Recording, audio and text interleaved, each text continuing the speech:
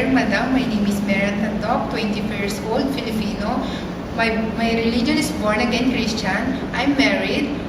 I have one child. My husband working as a farmer. I have one brother and one sister, and I'm the third in the family. Good day to you, Miss Tandok. How are you right now? Sir, Madam, I'm fine. What do you think are the right attitude and characteristics of a good domestic helper? The good domestic helper, Sir, Madam, is honest, patient, and hard-working person. How will you avoid your homesickness? Sir, Madam, I keep myself busy to my work. Can you tell us how to take care of the children? Yes, Sir, Madam, I take the children to give food and give them vitamins, play with them and love them. Okay, what if you commit mistakes? What to do?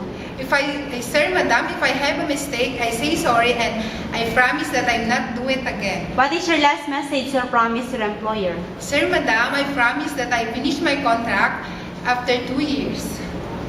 Thank you, Miss Marianne, and good luck. Thank you, Sir, Madam.